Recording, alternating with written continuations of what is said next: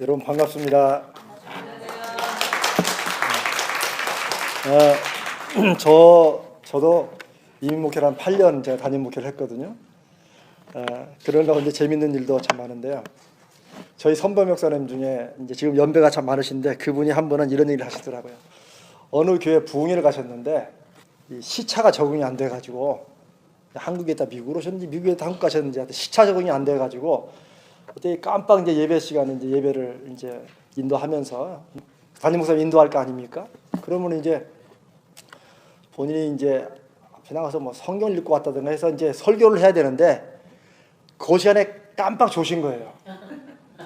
깜빡 졸았는데 이제 목사님이 이제 담임 목사님이 이제 누구 목사님 나오시겠습니다. 근데 이분은 이제 깜빡 졸았는데 느낌에 설교 다 끝난 줄 알고 나오셔가지고 축도를 손들고 지금은 그러니까 이분은 이제 설교하라고 소개를 했는데 이분이 깜빡 조시는 바람에 그냥 나와서 지금은 하고 축도를 했답니다. 교인들이 박수를 치면서 너무 은혜롭다고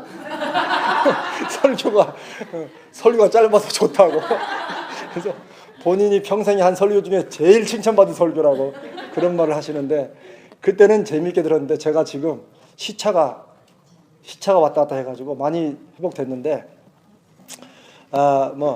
여러분 그거를 이제 제가 이렇게 말씀을 드리는 거는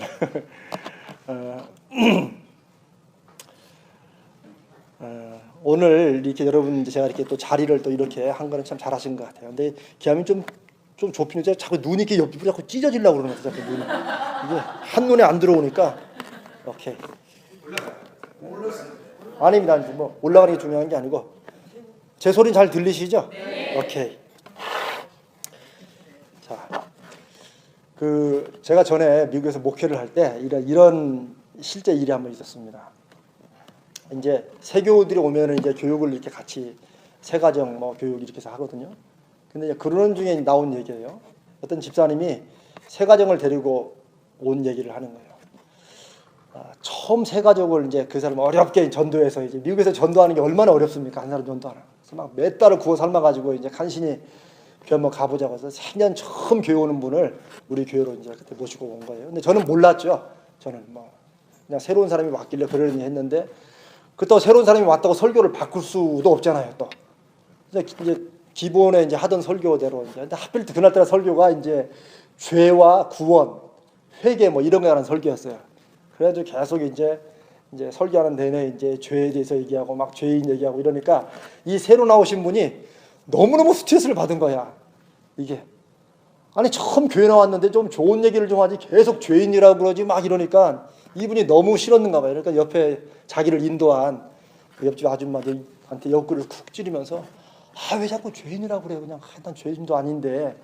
응? 그래서 듣기 불편하다고 그런 모양이에요. 그러니까 이 집사님이 하신 말씀이 괜찮아. 조금만 있으면 예수님이 다 용서해 주실 거야. 그러더래요. 근데 제가 그 얘기를 제가 목회할 때 오래전에 들었는데 제가 그 얘기를 들으면서 한 가지 느낀 게 있어요. 저를 포함해서 교회에서 우리가 죄인이라고 성경이 말씀하시잖아요. 그렇죠? 그런데 우리가 우리를 죄인이라고 하는 것을 자칫하면 저렇게 이해하기 쉽겠구나. 즉 성경이 우리에게 죄인이다. 모든 사람이 다 죄인이라고 말할 때는 그냥 쉽게 그 죄 별로 나하고는 상관없는데 어차피 교회니까 또 죄인이라고 해줘야지만 또 예수님이 또 쓸모가 있는 거 아니에요. 쉽게 말하면. 여러분 무슨 말씀인지 알겠어요? 네. 이걸 너무 경건하게 들으면 이상하게 들리는 건데 우리가 죄인이라는 것을 너무 추상적이고 피상적으로 생각하면 교회니까 그냥 누구나 다 죄인이라고 해주는 거야. 실제 나는 별로 죄인이라고 안 느낀. 내가 무슨 여기 와서 무슨 죄를 지은 것도 없고 폴리스한테 잡혀본 적도 없고 끼케야 티켓 한번 모은 것밖에 없는데 이렇게 생각하면서 죄인이 아닌데 죄인이라고 교회니까 하고 넘어가는 이렇게 만약에 우리가 죄인을 이해한다면 성경에서 말씀하시는 하나님이 우리에게 말씀하시는 그 죄인의 그 뜻 그리고 그 죄가 얼마나 심각했으면 그 죄 때문에 누가 오셨어요? 네, 그 예수님이 누굽니까? 하나님의 아들이잖아요.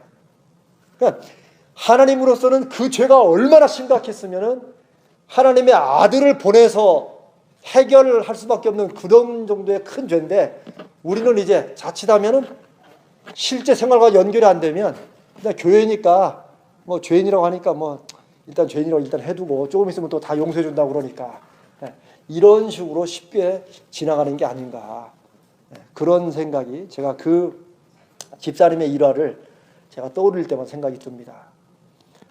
제가 사실은 저는 이제 목회자면서도 아까 여러분 5년 전에 한국에서 그 심리학하고 상담학 전공하신 오셔가지고 MBTI도 하셨다면서요? 저희 교회는 아니에요. 우리 교회에서 했는데 그 교회가 이제 우리 교회가 다른 교회입니까 지금? 오케이, 예, 하여튼 뭐 그러면 제가 이제 MBTI나 뭐 애니어그램 이런 것을 하는 이유는, 특별히 오늘 제가 여러분께 하는 이유는 이게 뭐 심리학자들이나 이런 분들도 하지만 저는 목회자고 또 신학을 연구하는 신학자로서 제가 애니어그램을 하는 이유는 바로 이 우리가 죄인이라는 거, 내가 하나님 앞에 죄인이라고 하는 게 얼마나 실제적인, 얼마나 구체적인 우리의 생활, 여러분의 생활, 제가 여러분의 생활은 잘 모르지만 저를 포함해서 우리 모두의 생활 속에서 가장 근접하고 정확하게 나타나는 모습이 바로 이 죄의 모습인데, 그 죄의 모습을 마치 사진을 찍듯이 딱 이렇게 보여주는 그런 하나의 심리학적인 도구가 바로 이 애니어그램이라고 하는 것입니다. 제가 오늘 여기 이제 오늘과 내일 여러분들과 함께 나누면서 여러분께 알려드리고자 하는 것은 그냥 한국서 온 이재명 목사님이 뭐 애니어그램인가 그 심리학 그것도 공부해가지고 그냥 알려주고 그런 게 아니라, 저는 신앙이 우리 생활에서 정말 실제로 열매 맺도록, 아까 우리가 부른 찬송처럼 성령께서 강림하셔서 우리 가운데 은혜를 주시는데, 이 성령의 은혜가 많은 경우에 교회에서만 끝나요.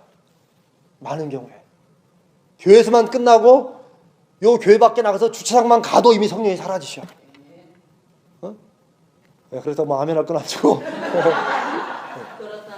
예, 주차장 가가지고 누가 조금 내 차를 뭐 이렇게 스크래치를 냈다, 그럼 뭐 성령이 충만하고 뭐 하나도 없는 거예요. 그런데 제가 아까 말씀드린 죄의 문제라든가 성령의 은혜라든가 이런 게 교회 내에서만 통하는, 그냥 우리가 교인이라고 할 때만 해당되는 것이냐? 그거 아니라는 거죠. 그렇죠? 아니라는 거죠. 이게 우리의 삶 전체를 향한 말씀이고, 아까도 말씀드렸죠. 얼마나 우리 죄가 이게 심각한 문제고 중요한 문제면 하나님께서 당신의 독생자 아들까지 우리를 위해서 대신 십자가에 죽게 하셔야 될 만큼 심각한 것이었나 하는 거죠. 그리고 성령이 우리와 지금도 함께 하시고, 우리가 성령과 함께 살아가기 때문에 우리를 뭐라고 불러요? 성도라고 부르는 거예요. 성도. 그 성도라는 말은 거룩할 성자에다가 무리도자에서 거룩한 무리라는 거예요. 사실 한자어로 표현하면 잘 맞는 건 아니에요. 우리가 누구누구 성도님 하지 않습니까? 그러면 사실 거룩한 무리를 부르기 때문에 개인에게 붙일 말은 아니지만, 원래부터 교회에 모인 사람들은 이제는 하나님 보시기에 거룩한 무리, 하나님의 백성이기 때문에 성도라고 부른 거거든요. 근데 사실 우리가 신앙생활 하면서 성령이 함께 하시기 때문에 성도라고 부를 수 있는 자격이 있는 것이지, 뭐 저를 포함해서 우리의 삶을 보면, 우리 속마음을 보면 사실 거룩하다고 하기는 조금 미안하죠. 사실은 죄송하죠. 그렇죠? 그런데 이제 그러면 어차피 뭐 사람은 다 똑같으니까 그냥 대충 그렇게 살아가야 되느냐? 아니라는 거죠. 성경은, 저는 믿습니다. 아마 여러분도 그렇게 믿으실 것입니다. 성경은 어떤 부분에서 무슨 말씀을 해도 조금 과장해서, 속된 말로 뻥을 좀 튀어서 이렇게 하는 부분이 없다는 거예요. 하나님이 우리를 사랑하실 때 구약에 보면 우리를 질투하면서까지 사랑하신다고 그러잖아요. 여러분, 질투라는 것은 이 남녀관계나 욕에서 나오는 말이 질투 아닙니까? 그렇죠? 그러니까 내가 아내를 사랑하는데 아내가 나를 사랑하는 게 아니고 이웃집 남자를 사랑하면 이거 이 큰일 나는 거죠. 근데 그런 상황에도 이게 질투가 안 나면 이 사람의 신앙이 좋은 게 아니고 그 문제 있는 겁니다. 여러분 그렇죠? 아니 무슨 말씀 이해가 되시죠? 여러분은 뭐 거룩하시니까 이해 안 될지 모르겠는데 저는 이제 그러니까 한국이 생각보다 안 거룩한 거예요. 그런 말하면 잘 이해가 됩니다. 무슨 말씀인지 알죠? 왜 질투라는 말을 하나님이 쓰셨을까요? 가장 인간적인 단어를. 나는 질투하는 하나님이다. 그거 왜 그래요? 하나님이 우리를 사랑하시는데 그것도 마치 남편이 아내가 남편을 사랑하는데 정작 내 사랑을 받은 그 사람은 이웃집 남자나 이웃집 여자를 좋아하면은 이게 당연히 이게 눈 돌아갈 일이라는 거죠. 하나님이 그런 인간적인 단어를 우리에게 사용하시면서 우리를 그렇게 사랑하신다는 거예요. 문학적으로는 아름답게 표현하려고 그렇게 쓸 수 있겠죠. 그러나 하나님은 우리에게 문학적으로 좀 아름답게 설명하려고 혹은 실제보다 조금 과장해서 이렇게 하려고 하는 이런 말씀이 한 군데도 없다는 거예요. 그냥 그렇게 말하면 그게 우리에게 주시는 그들의 말씀인 거예요. 그래서 우리가 성경을 하나님의 말씀으로 믿습니다. 제가 이런 말씀을 왜 드리냐면 성령이 우리와 함께 하신다는 거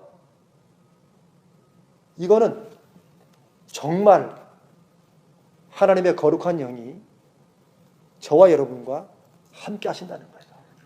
근데 이제 문제는 우리가 그걸 실제 생활에서 얼마나 경험하느냐는 거예요. 이게 잘 경험이 안 되잖아요. 좀 뭔가 은혜로운 찬송을 부르고 아니면 어떤 좋은 말씀을 듣거나 이럴 때 좀 내가 가슴이 뭉클하면 성령이 좀 임하는 것 같고 성령이 계신 것 같고 남편하고도 한바탕 하려고 막 눈에 쌍짓 끼고 서로 이렇게 할 때는 성령이고 뭐가 없고 이게 성령이 왔다 갔다 이렇게 떠나시는 거냐?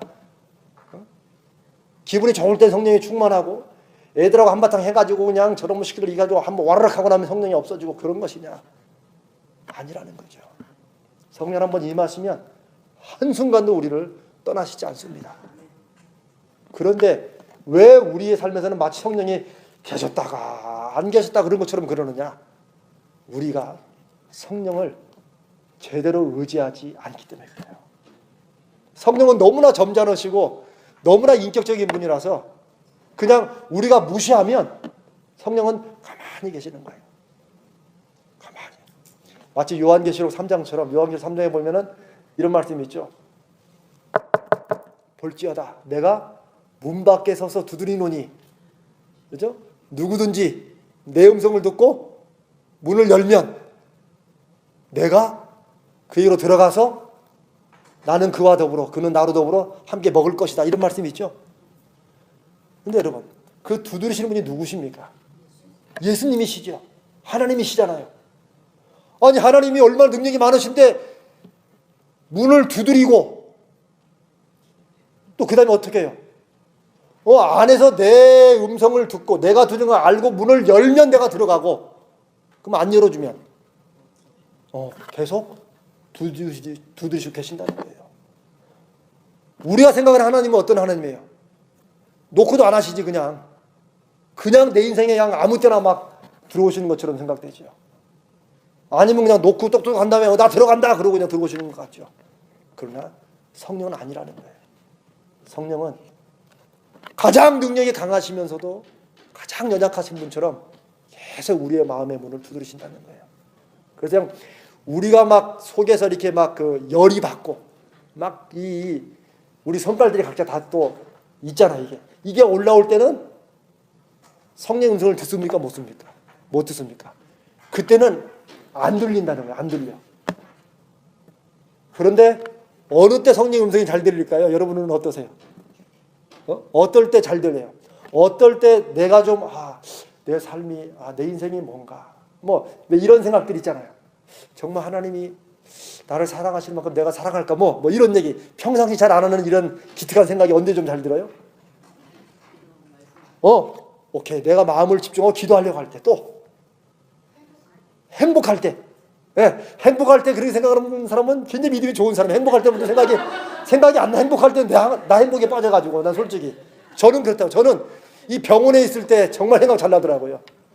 아무것도 할 것도 없고 어디 갈떡 이럴 때는 내 인생이 왜 이러나 그러죠?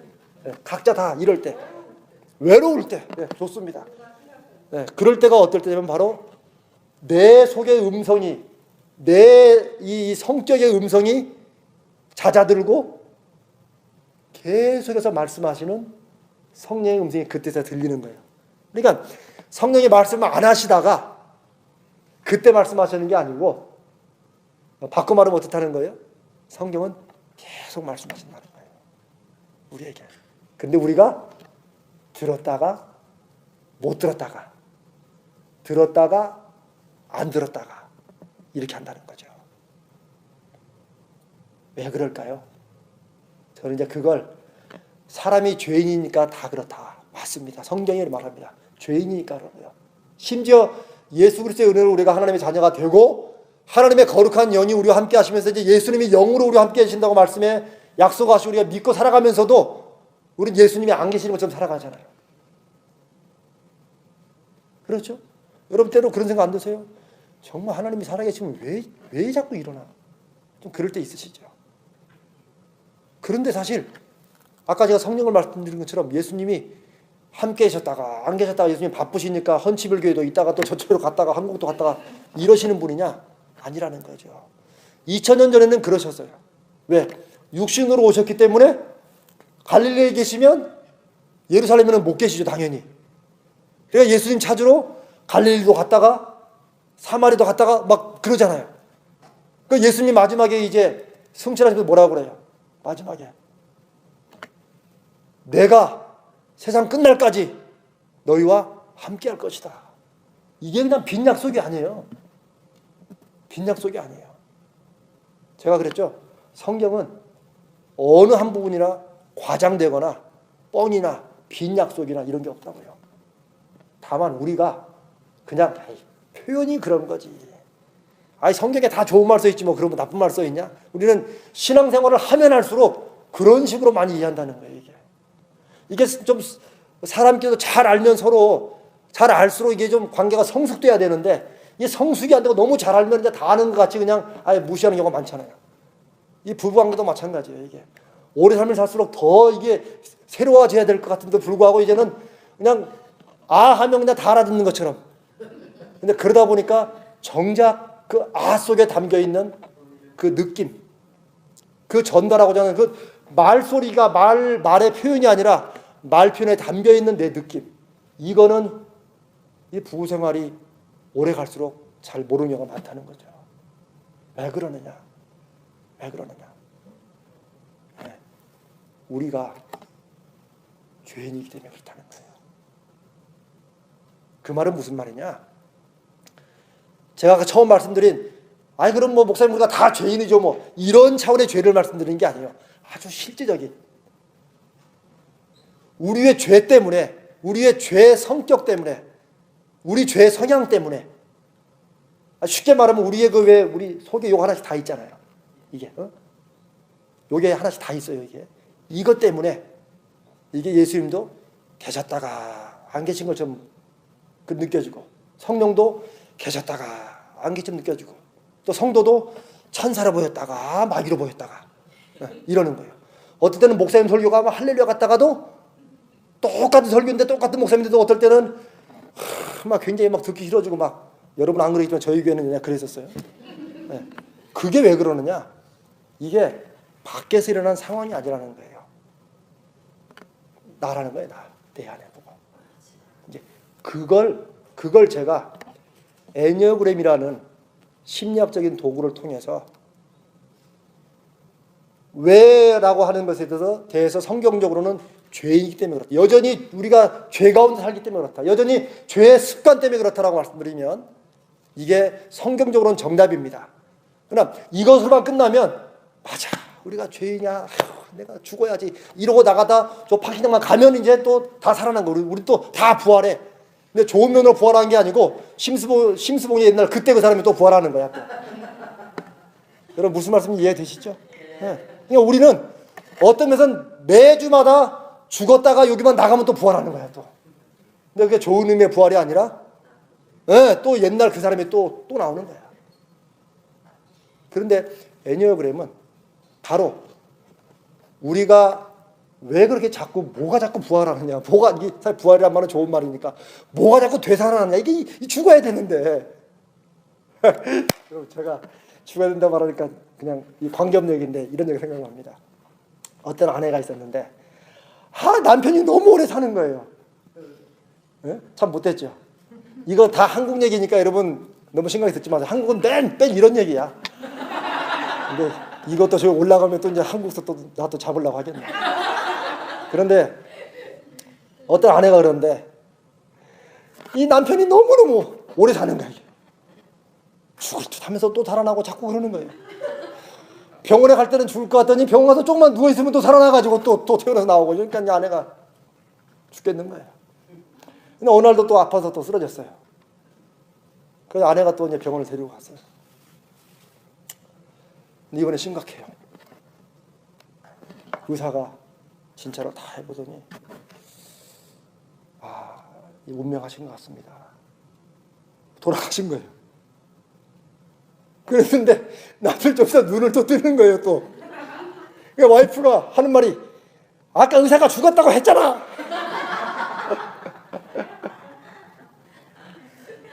그러더랍니다. 아까 의사가 죽었다고 했는데 또 살아나가지고. 근데 그런 것처럼 우리 하나님 앞에 다 죽었다고.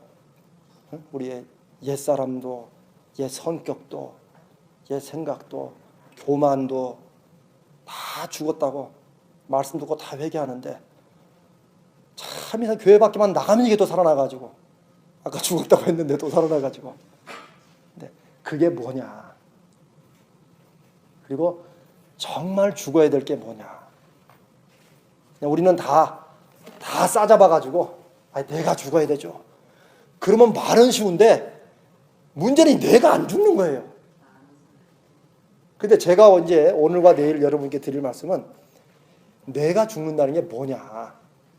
실제로 나의 뭐를 내가 제대로 보고 뭐가 주로 내 삶에서 죄성으로 나오느냐? 그거예요.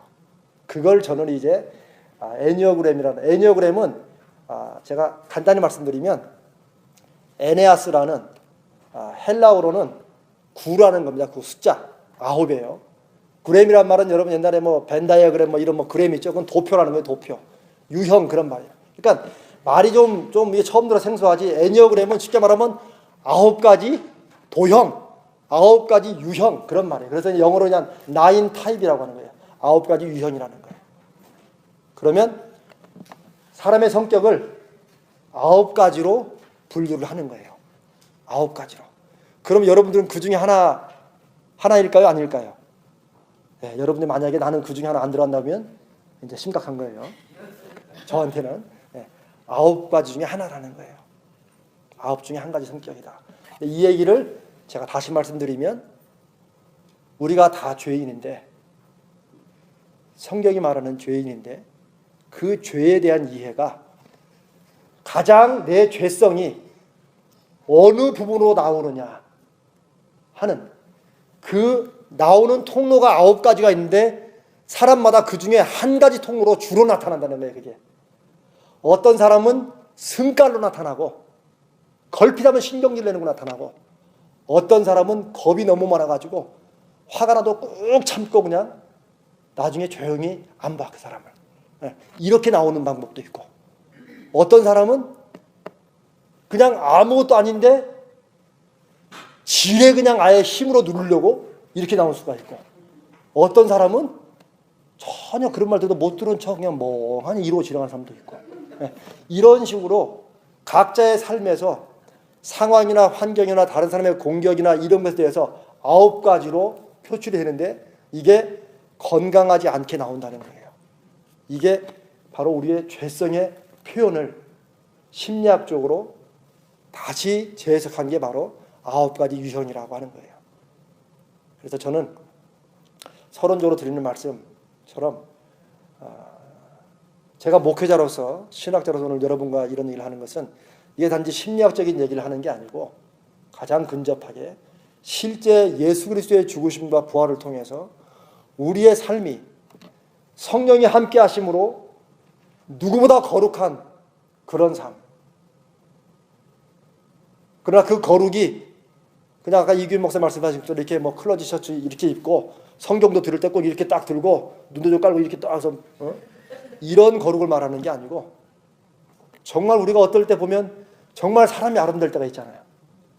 그럴 때 있으시죠? 참, 야 나는 난 저 집사 보면 괜히 기분이 좋아. 네. 진짜 누가 노래한 것처럼 사람이 꽃보다 아름답다고. 정말 그럴 때가 늘 그러면 참 좋지만 또 이게 악마고 천사가 왔다 갔다 하니까. 근데 이제 그럴 때가 있다는 거죠. 그럴 때가. 근데 그런 모습처럼 그런 거룩함이에요. 야 사람은 좀 저래야 돼. 뭐 이런 것을 내가 다른 사람이 느끼는 것만이 아니라 내가 그런 삶이냐 풍기는 거야 이게.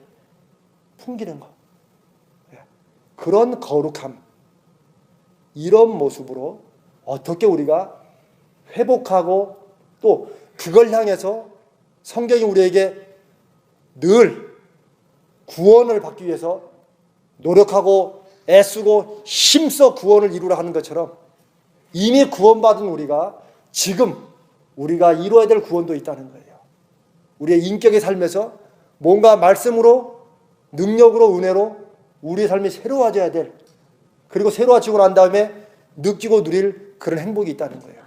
그렇게 이제 돼가는 방법을 제가 이 애니어그램을 통해서 여러분들에게 설명을 드리려고 한 것입니다.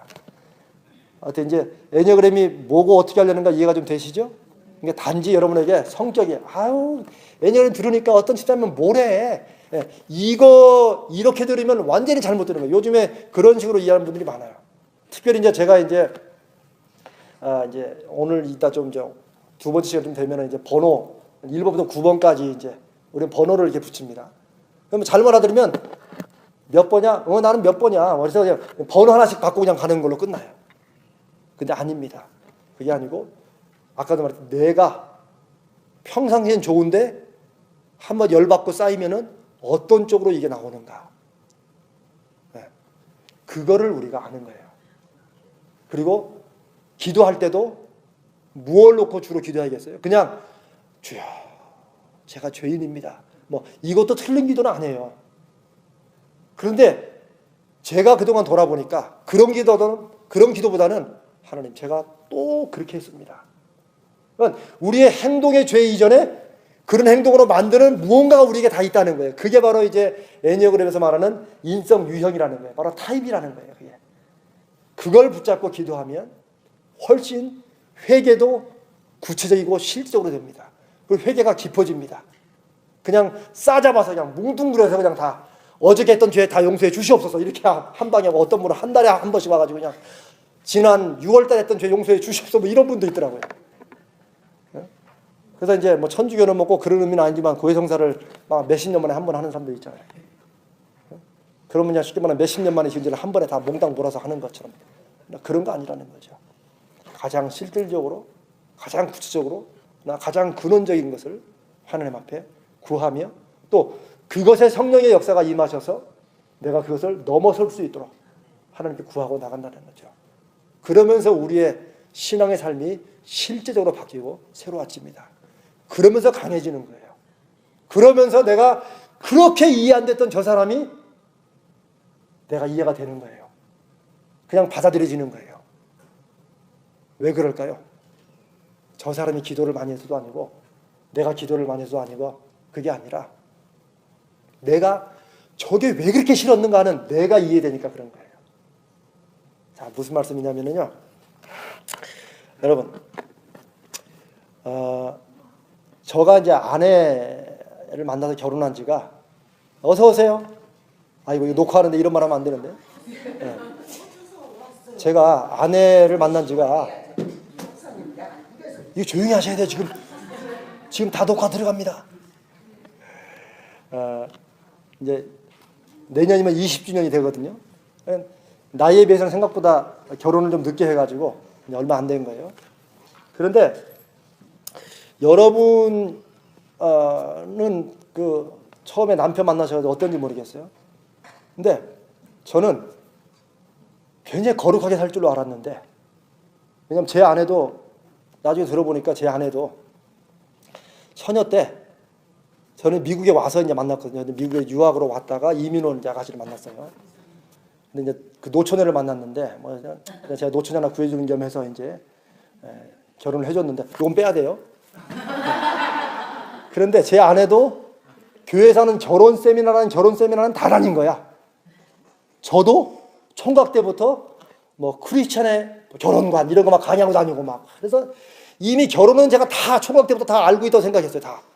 그래서 믿는 사람은 이렇게 하고 다. 자, 그런 두 사람이 만났으니까 얼마나 이게 결혼 생활이 행복하고 정말 신앙적이겠어요. 근데 아니더라고요.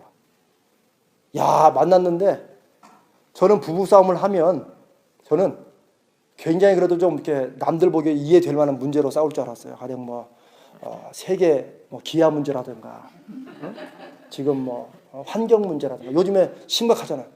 저는 그런 걸로 싸울 줄 알았어요. 그래도 저도 또 박사학위도 공부하는데 그래서 좀 싸우려면 제발 그런 걸 할 줄 알았는데 그게 아니더라고요. 치약 짜는 거 가지고 얼마 싸운지 몰라요.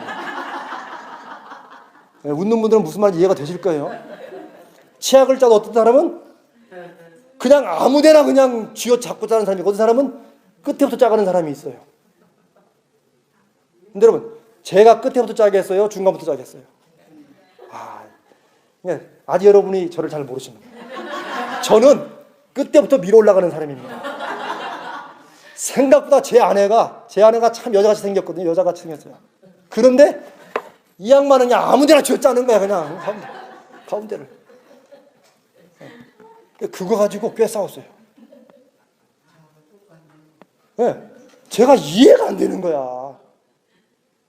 아니 왜 치약을 가운데를 짜? 끝에부터 짜가야지 다 쓰지.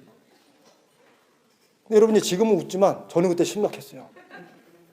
아니 그게 이해가 안 되다. 아니 어떻게 세상에 치약을 가운데부터 짜는 사람이 있나? 그런 거죠.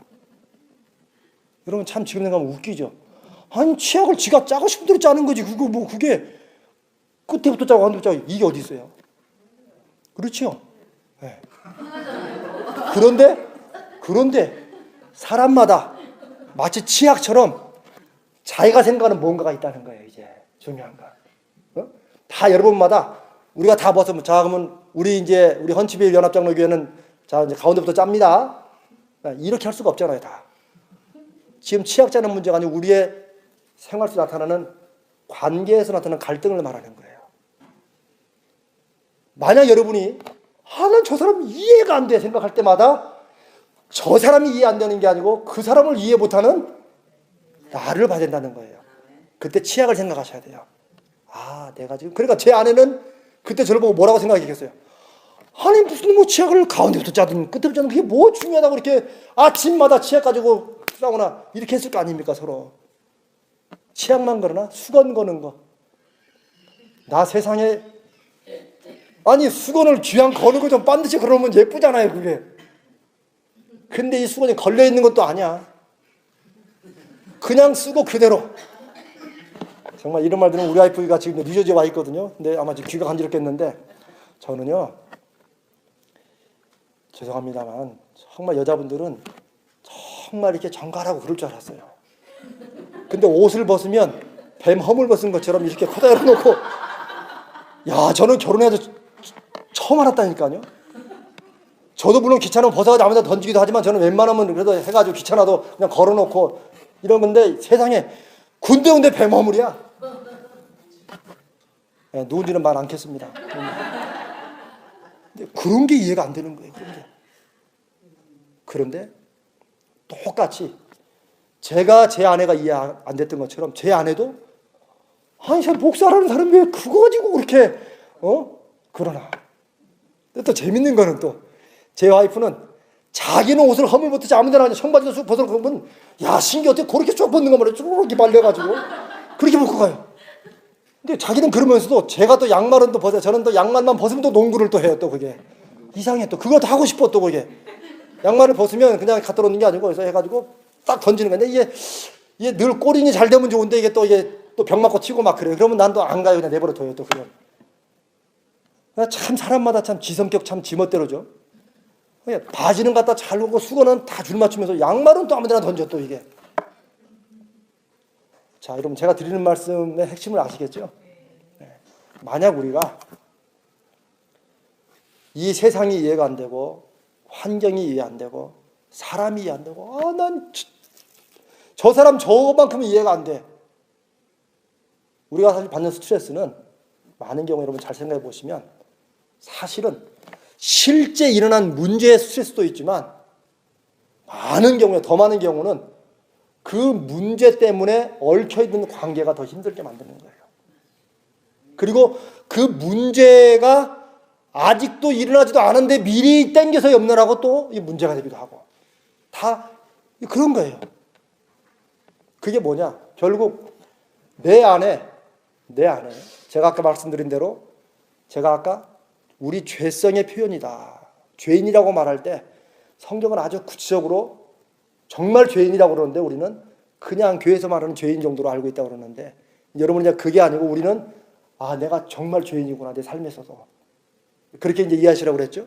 그런데 내가 그 죄인이라는 의미가 내 실제 생활 속에서 내 말투나 내 행동이나 표정이나 남편과의 관계나 자녀와의 관계에서나 여기에서 죄성이 나오는 것이지 이 기도할 때는 나오는 게 아니에요. 기도할 때는 맨날 거룩한 것만 나오지. 찬송할 때는 늘 은혜로운 것만 나오죠. 그런데 그렇지 않을 때 그럴 때 나오는 이게 내 모습이고 그게 아까 9가지 중에서 주로 한 가지로 나온다. 그런데 그 한 가지로 나오게 되는 그 이유가 바로 그 사람의 성향이다. 혹은 제가 아까 말한 9가지 유형이다. 그 중에 하나다라고 하는 그걸 말씀을 드리는 겁니다. 그러니까 여러분 이제 내 그러면 성향이 뭔가 생각하기 전에 이 서론을 여러분들이 마음에 듣고 정말 그런가라고 공감하시는 게 굉장히 중요합니다. 왜냐하면 그걸 공감하지 않으면 결국 번호만 하나씩 바꿔 가는 거예요. 나는 몇 번이래. 이거 알아야 전혀 도움 안 돼요. 여러분이 7번이 못 떴고 5번이 못 떴고 4번이 못 돼요. 그럼 난 1번이니까 1등이겠네.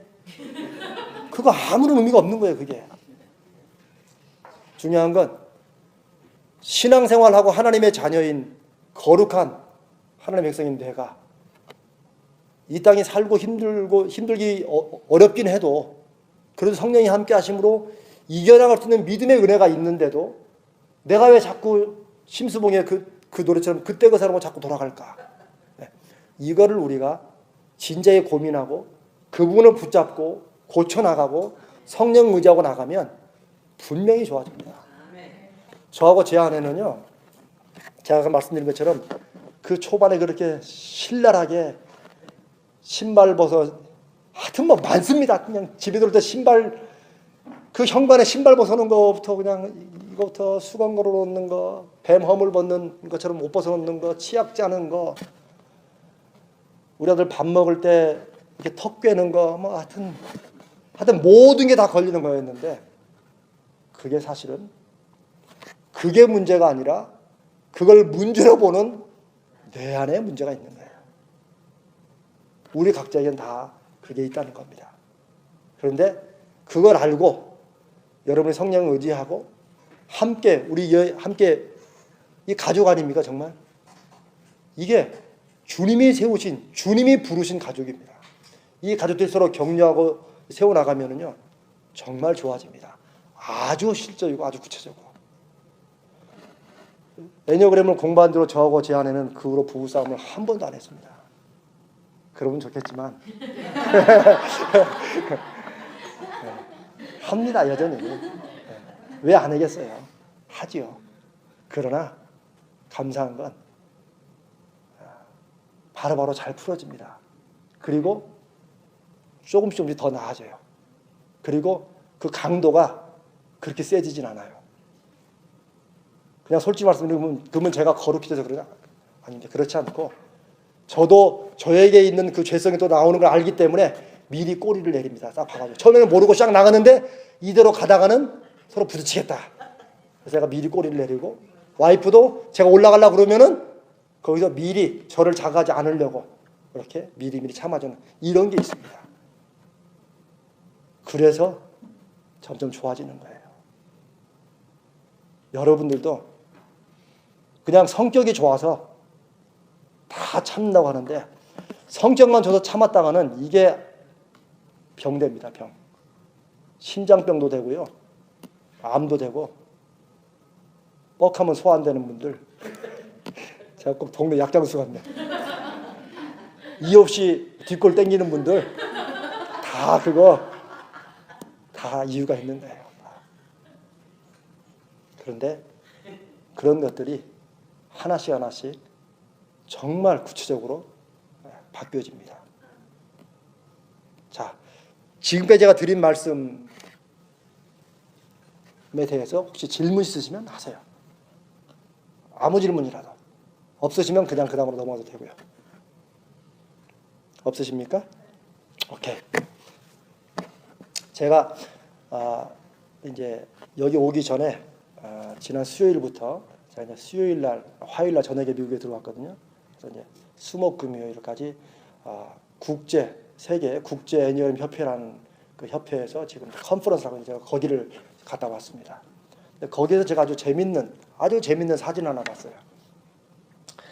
사람 성격 유형에 대해서 얘기를 하는데 그 비디오 클립인데 요즘 아마 지금도 미국에 하죠. 왜 미국에서 왜 퍼니스트 비디오라고 있죠. 왜 재밌는 것만 따가지고 이렇게 뭐 이렇게 가다가 막 넘어지고 춤추다 막 넘어지고 막 그런 비디오 모는 거 있죠. 아마 그런 비디오 중에 하나인 것 같아요. 개가 한 마리 있는데요. 개가 이렇게 소파에 이렇게 앉아 있어요. 그러다 개가 뒷발로 지 뒷발로 여기를 이렇게 건드려 이렇게. 그러면 개가 엉 하고 그래요. 왕 물어요 또. 그럼 또 발을 쏙 빼고. 이게 누가 그런지 아세요? 이게 자기야 자기. 개가 지 뒷발로 여기를 이렇게 해놓고는 진짜 이러고 물면 또 빼고 이거를 3분이나 계속해요. 개가. 여러분 뭔 말인가 이해가 되세요?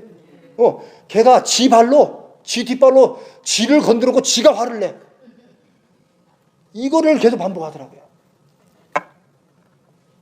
그걸 보면서 이번에 초대했던 강사가 하는 말이 이게 사람이라는 거예요.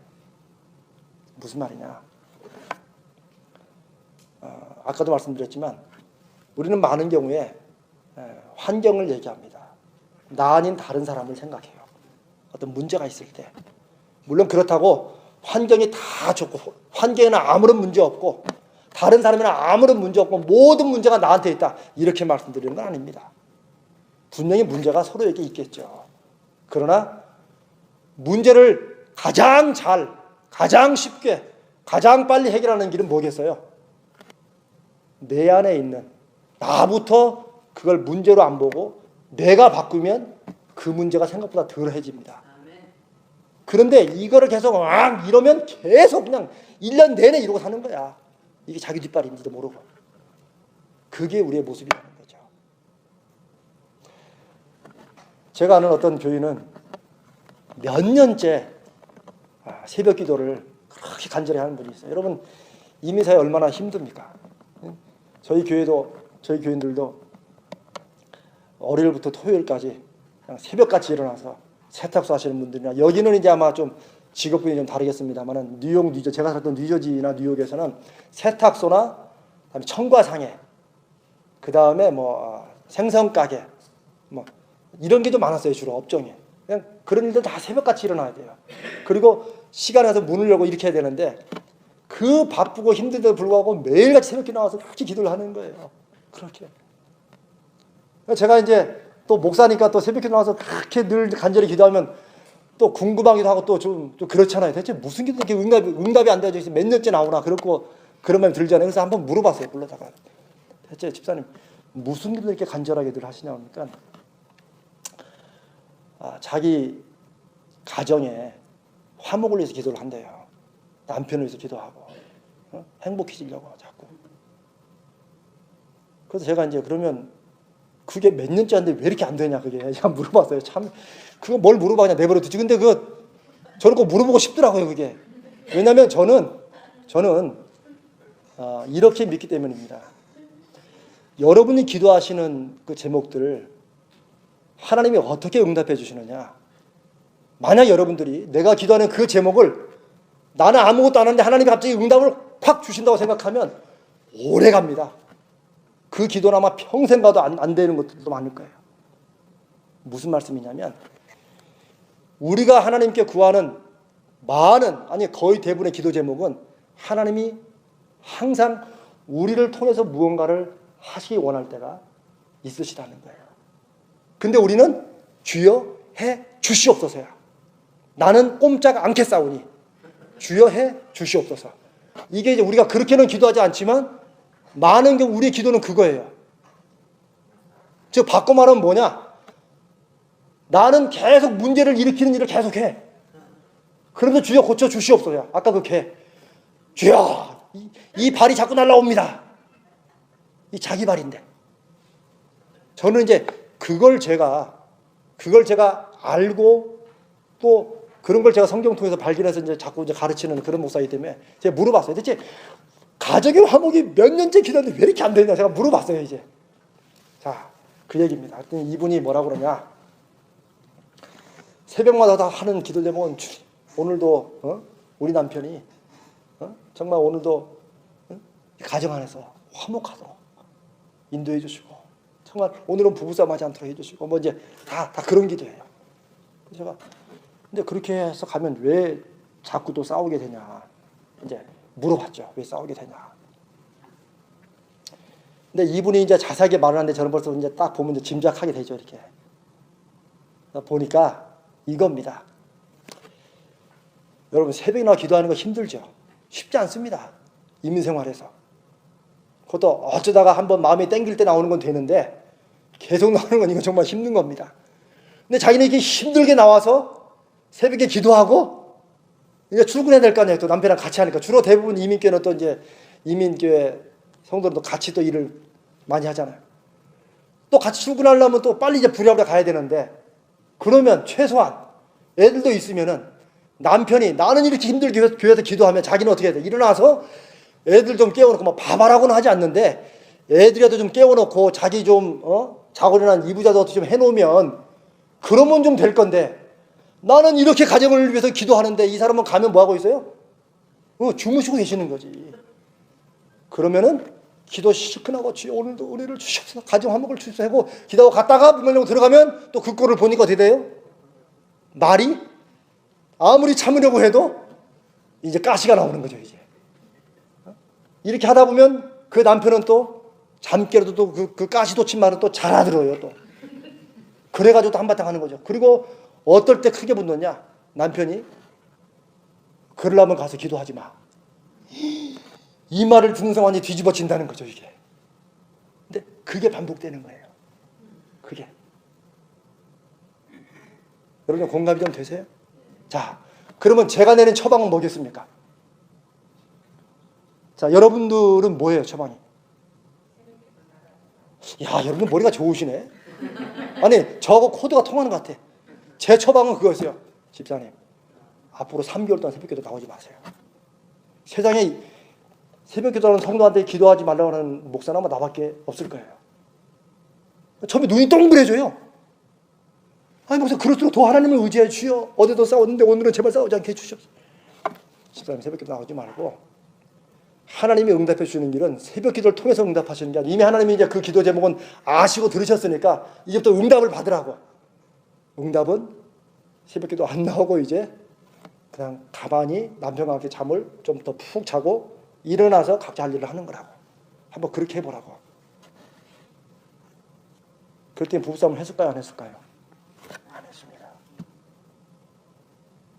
여러분 이게 그냥 얘기라고 하면은 뭐 재밌는 얘기겠지 하겠지만은 실제 일어난 일입니다.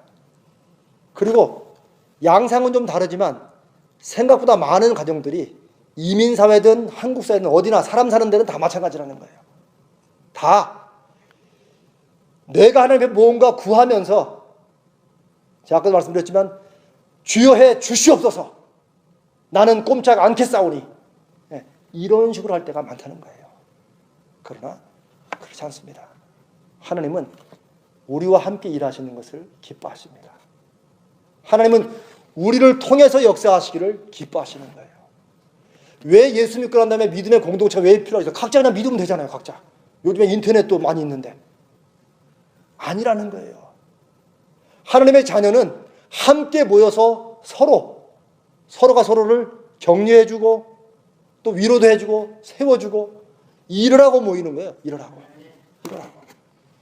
그런데 이제 그러라고 모였는데 여러분 우리가 여러분 결혼할 때 내가 저 인간 만날 때 평생 한번 싸움 한번 신나게 해봐야겠다. 이렇게 맘먹고 결혼한 사람이 우리 중에 누가 있습니까? 없잖아요. 다 만나면 그래도 다 천국처럼 살 거라고 다들 기도하잖아요. 그런데 만나가지고 안 하려고 한데 꼭 싸운다는 거죠. 교회도 마찬가지라는 거예요.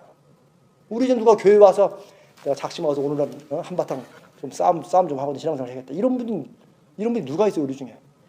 아무도 없다는 거죠. 그런 사람 있기는 있어요? 네. 중요한 것은 우리가 무엇을 기도하든지 간에 하나님은 우리를 통해서 응답하시고 일하시기를 원하신다는 거죠. 교회 화목이 필요하세요? 하나님이 응답하십니다. 그리고 이미 응답하셨고 말씀하셨는데 어쩌면 우리가 못 듣는지도 모르죠. 그건 바로 나를 통해서, 어떤 나를 통해서 하나님 저 사람만 없으면 우리가 행복한데, 네, 그렇게 기도하는 내가 받게 된다는 거죠. 쉽게 말하면 가정도 마찬가지고 모든 일이. 제가 아까 그랬죠. 그 사람이나 그 환경이나 남편이나 아이나 그들에게 잘못이 없다는 게 아니에요. 그렇게 고쳐가다가는 평생 못 고쳐요. 아마 여러분 중에 남편이나 아내를 바꿔주시라고 기도하는 분 혹시 계세요? 야, 그 기도는요 오래 갑니다. 하나님이요 절대 남편이나 아내를 안 바꾸십니다. 제가 뭐 절대라는 말은 좀 죄송한 말이지만 그럼 어떻게 바꾸시느냐? 어떻게 바꾸세요? 기도하는 나를 바꾸시더라고요. 하나님이 그게 훨씬 더 쉽거든.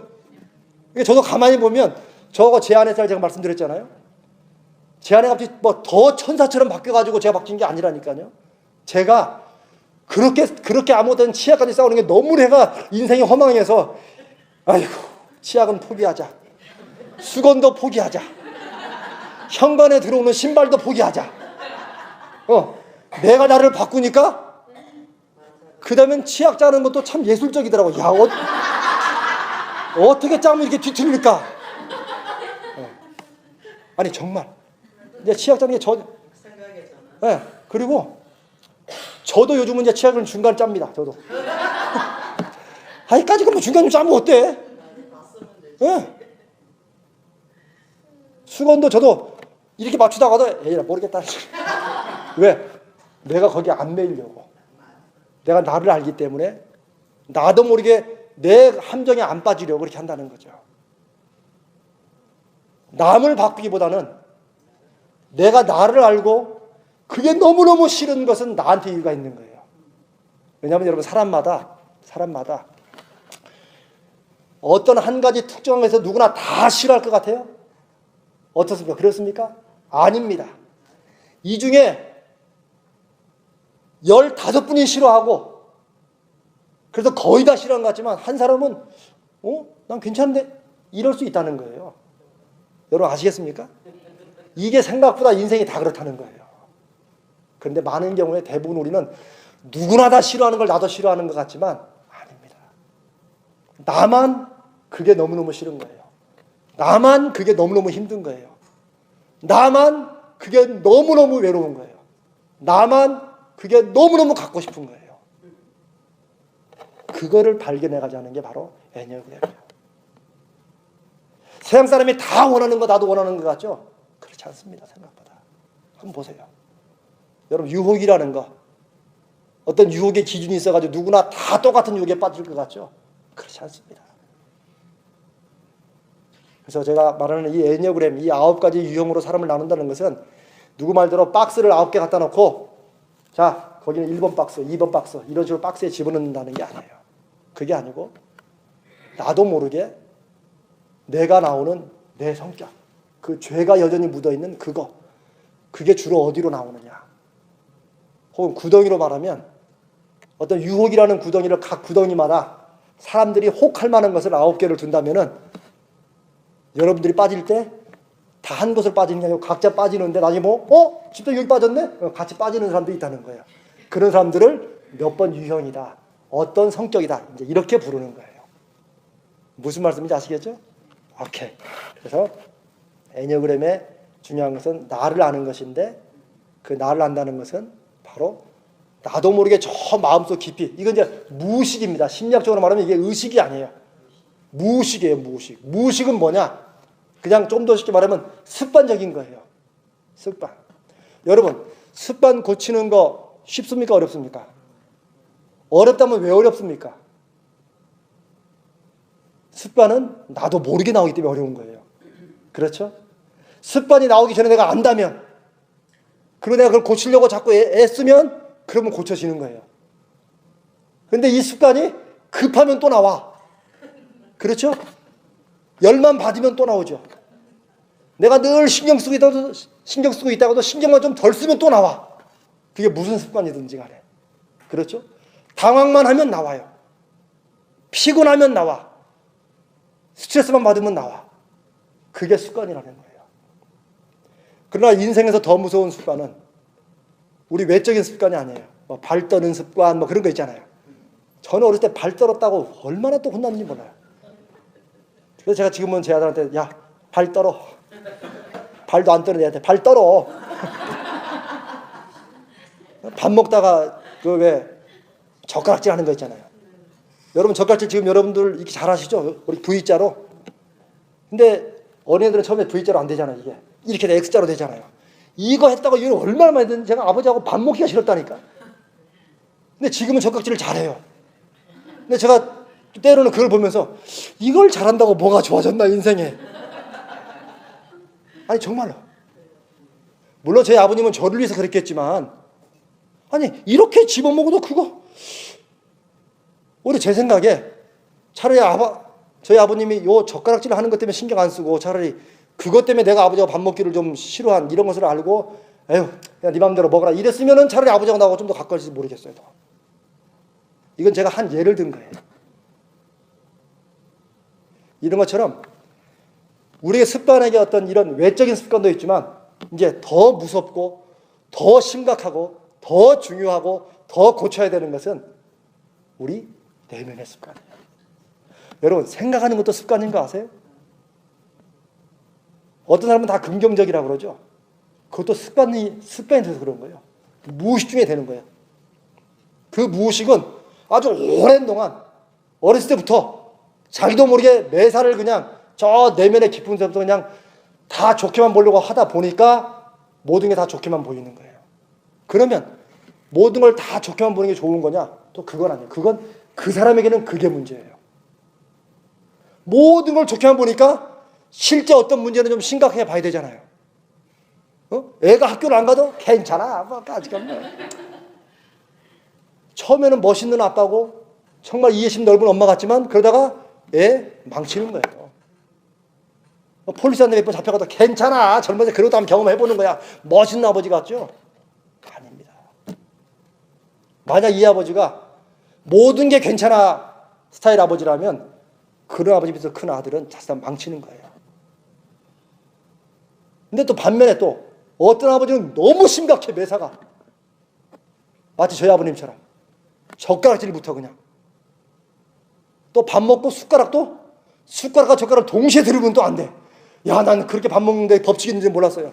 숟가락 먹고 내려놓고 젓가락 들고 짚고 놓고 또 젓가락이 이렇게 갔다가 또 이리 옮기면 안 돼. 아이 세상에 이민도 이리 갔다 저리 가는데 왜 젓가락이 콩으로 갔다가 멸치로 가면 안 되냐 이거지. 무슨 말씀 이해되시죠? 근데 우리 아버님은 임마 한번 갔으면 그걸 집어야지. 세상에 내가 지금 생각하면 내가. 그런데 저도 그런 게 있더라고요. 근데 제가 이렇게 말씀드리면 여러분은 그러니까 그 아버지의 그 아들이야 이렇게 말할지 모르지만 아닙니다. 꼭 부모가 어떻다고 해서 자식이 그대로 나가는 건 아니에요. 이제 이거를 심리학적으로 분석해 주는 게 바로 애니어그램이에요. 제가 드리는 말씀은 이런 아무것도 아닌 것 같지만 사람이 긍정적이다. 그것도 어떤 사람의 문제가 될 수 있고 너무 심각한 또 문제고 어떤 사람은 너무 또 걱정을 많이 해서 탈이야. 어떤 사람은 너무 걱정을 안 해서 탈이고 이런 내면의 습관이 훨씬 더 심각하고 무섭다는 거예요. 그리고 그것은 제가 습관이라고 여러분이 쉽게 말씀드렸지만 무의식이라는, 우리가 의식하고 알고 내가 지금 뭘 한다, 왜 한다, 이걸 아는 건 의식입니다. 근데 나도 모르게 나오는 건 저 밑에 깔리는 무의식인데, 그 무의식은 우리가 알고 있는 의식보다 훨씬 더 큰 힘으로 오랜 동안 쌓여있고 오랜 동안 반복된 것 때문에 그냥 안 하려고 애를 써도 나가는 거예요. 그런데 그것의 심각함을 성경은 우리에게 잘 말씀하고 있다는 거예요. 심리학은 나중에 그걸 발견했지만 성경은 2000년 전에 말씀한 거예요. 많지만 그 중에 한 예를 들면 로마서 7장에서 사도 바울이 이렇게 말씀한 걸 기억할 겁니다. 오호라, 나는 곤고한 사람이로다. 왜 내가 원하는 바 선은 행하지 않고 원하지 않는 바 악을 행하는 것인가? 누가 이 사망의 몸에서 나를 건져내랴? 이 얘기를 한 게 바로 사도 바울입니다. 거룩한 사도 바울이에요. 오늘날의 교회들이 이렇게 성장하도록까지 초기에 그 모진 핍박과 박해를 받아가면서 정말 이 사도 바울이 돌았던, 제가 내일 이제 그 분을 보여드릴게요. 그 지중해를 건너서 막 오늘날처럼 뭐 이렇게 비행기로 다니는 것도 아니라 다 11호 자가용으로 다 다니는 거예요. 이게 다. 아세요? 11호 자가용 아시죠? 발로 걸어 다니는 거 이렇게. 이거 옛날 농담인데 안 웃으니까 제가 좀 무섭습니다. 하여튼 뭐 그렇게 다 발로 배로 다니는, 이러면서 4차 5차 전도여행 다녔던 이런 바울이, 그리고 늘 성령이 함께 하시고 나는 그리스도의 사랑이 나를 강권하시는 그런 힘으로 산다라고 하는, 그렇게 고백한 사도 바울이, 인간이 경험할 수 있는 영적인 수준의 훨씬 높은 단계까지 다 경험한 사도 바울이 오라, 나는 어쩔 수 없는 인간이구나 라고 고백하는 그 고백이 어떤 무게를 가지는지 우리는 잘 생각해 봐야 됩니다. 그건 바울이라는 한 연약한 인간이